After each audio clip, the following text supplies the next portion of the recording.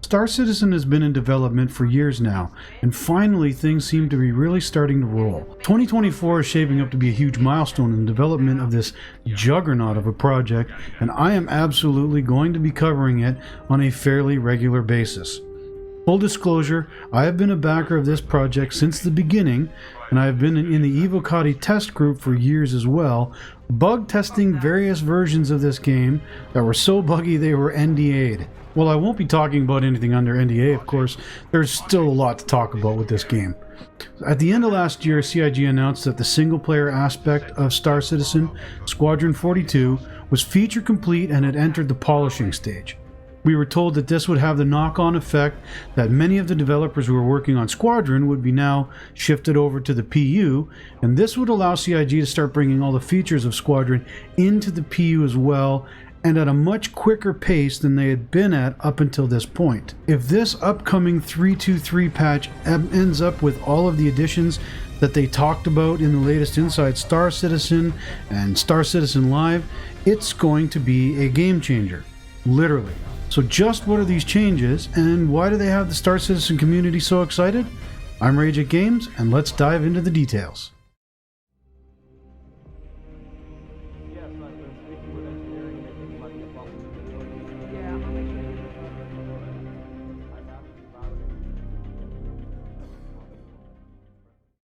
EVA is the first big ticket item on this list, with a system that has been completely overhauled. Currently, players are locked in an upright, almost sitting position, and controlling your movement in tight spaces is an absolute nightmare, with players smacking their legs on everything in sight, wildly spinning out of control at the slightest bump.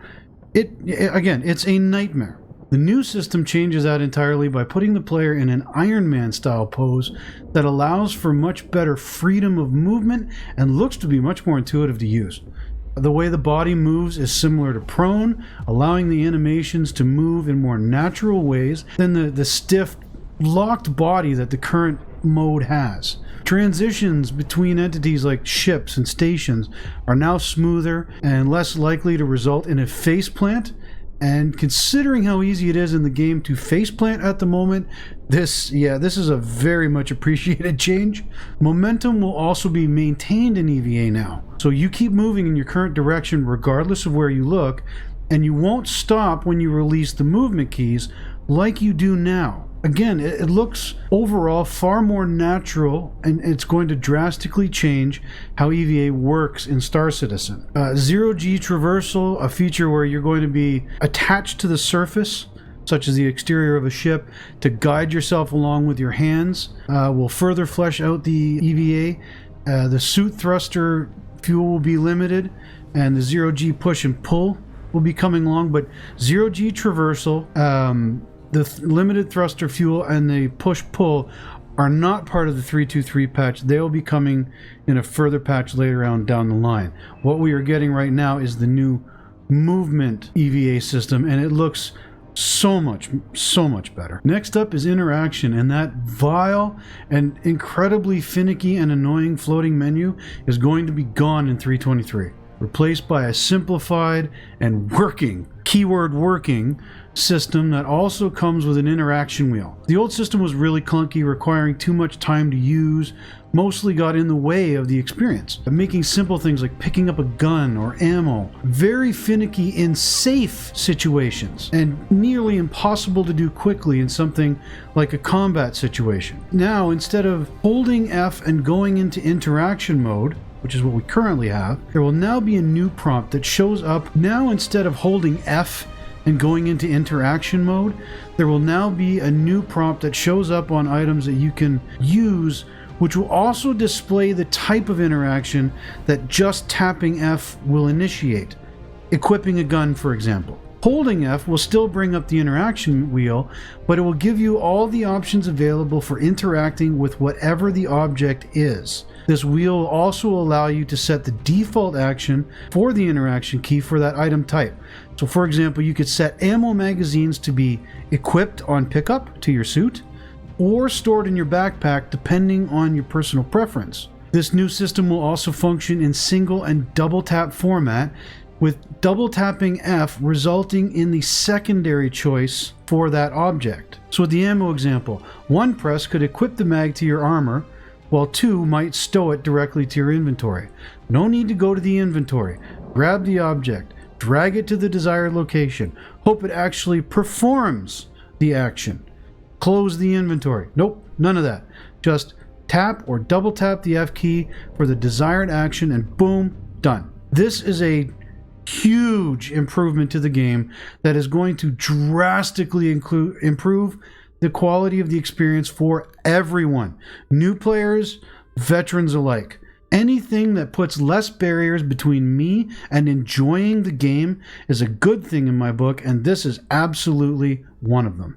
Master Modes is an entirely revamped flight model for Star Citizen. The plans are to have all the ships in the game converted over in time for 323, and we'll see if they actually pull that off. Master Modes will completely change how ships navigate the verse, with players having to choose between a combat mode or a navigation mode. Combat mode sounds exactly what it is.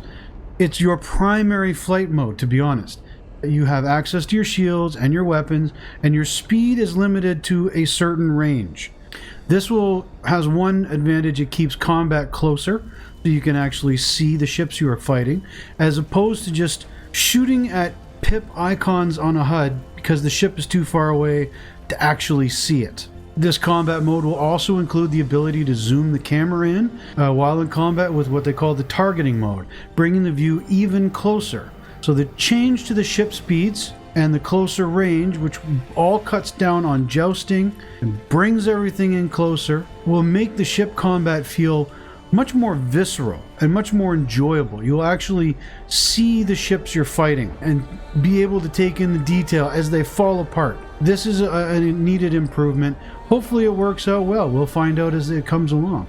Nav mode is your actual navigation mode, and it will disable weapons and shields and massively boost the top speed, allowing players to escape combat if need be, while also giving access to the new quantum boost mechanic. This mode will be used for short quantum jumps around planets and other celestial bodies, while the full quantum jump will be required for longer travels. CIG has only shown us a few tidbits of how the new quantum system will work so far, so expect more on this on Inside Star Citizen in the coming weeks, I'm sure. One big change, along with Master Modes, to the game is that all the ship weapons will now be on gimbals, allowing the weapons to track a bit better, with the exception being ships that have weapons that are fixed guns.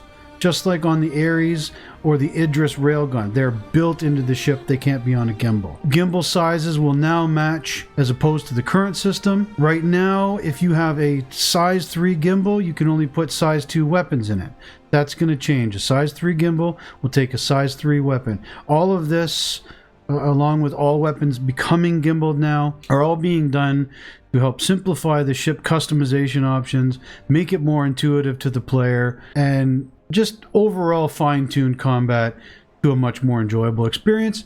We'll see how it goes. I think this is a change for the positive, but leave your thoughts in the comments if you think otherwise. Some people I know are very, very happy with fixed weapons as well. Sound off in the comments below. Now, while I put it further down on the list, I have to admit that one of the biggest quality of life improvements coming in 323 is the star map. This will be replacing what is quite possibly the single worst part of the current Star Citizen experience, hands down. Even the CIG devs have said on camera that the star map needs to die in fire as it was so broken. While it functioned, barely, it often didn't, with players being unable to plot courses, see locations they were supposed to go to, or even click on them when they could. Its controls were extremely clunky and janky, and overall, it truly impeded the experience of traveling in space in Star Citizen. This new star map looks to change all of that, finally adding a search feature, improving the controls to look far smoother than what we currently have, showing estimated travel times finally when you're setting a route. And in a game like Star Citizen, where the travel times can be quite long depending on where you're going, knowing how long it's going to actually take you to get there is a good thing, especially if you're someone whose time for gaming is limited. The new star map will let us set waypoints in space and more. Words cannot express how badly this was needed, and I am very much looking forward to this change. And that brings us into the minimap and HUD updates. We are finally getting a minimap with 323, and this is a massive addition to the game as well. I told you this was a big patch, folks. This is a big enough update, it's kind of hard to sum up how much it will change. Locations in the world will now have maps that can be downloaded at kiosks, showing locations, enabling map markers, showing the layouts of ships in full. Landing zones will become easier to navigate. The list goes on. This, combined with getting a directional compass on the visor, finally will do absolute wonders for playing with your friends. Visual improvements to the overall HUD itself. This edition is by far one of the most requested and hoped for quality of life features that players have been begging CIG for years now, quite literally. CIG has said that they are currently trying to get as many ships as possible and a few of the key locations in the verse tied into this new minimap, but we won't get everything just yet. More and more of the game will be added to the minimap as they continue to roll out this feature. Cargo lifts. Now this is another huge change to Star Citizen as well, and it's been a long time in coming.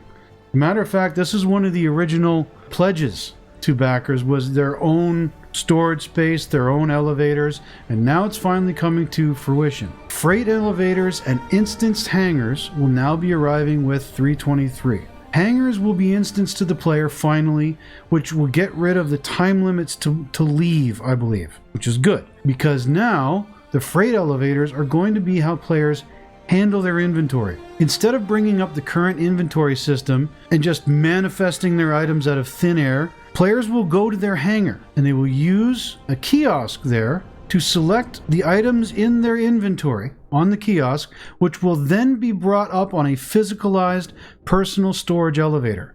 Players can store anything they wish on these elevators, from single-use items and weapons all the way up to ground vehicles. This is a huge addition to the game, as players can now load their vehicles onto their ships when they get them, as opposed to having to leave the landing zone, fly to a separate outpost, land there, go in and spawn a vehicle at a ground vehicle kiosk to then put it on your ship. Now you will do it in your own hangar. The reverse of this is also how you will store your items now.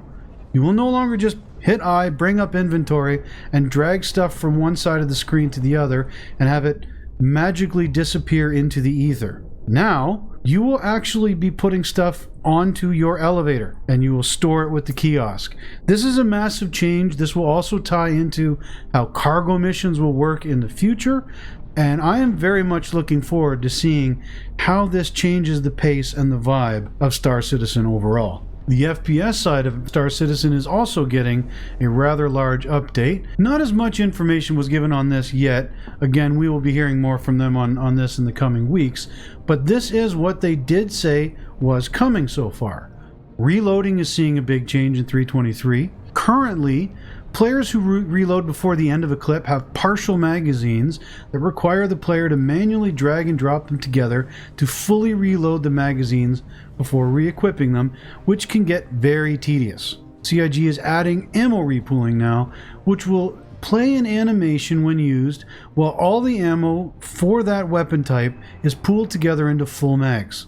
The length of the animation will depend on how much ammo is being pooled, as in it'll take less time to pool the magazines of a pistol, for instance, as opposed to the drums of a LMG. As this aspect of the game, the reloading and combining the partial magazines, is honestly a serious pet peeve of mine, I am thrilled to see this one coming. We're getting a new dynamic crosshair, which will also show while wearing helmets, and it will show where the gun is actually pointing, not just the center of the screen like in COD or Battlefield. It will actually show where the bullet will hit from the barrel of the gun as you're holding it that way, and it will move appropriately with the objects in its path.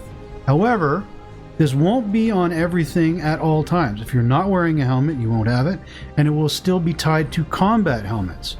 So if you're wearing an Explorer engineering focused helmet, you won't have this crosshair. We're apparently going to be seeing improvements to scopes, recoil and handling as well, looking to ground the feel of the weapons in Star Citizen. We'll be learning more about that in upcoming episodes. Sliding is also being added, giving players a bit more depth for traversal and in combat situations.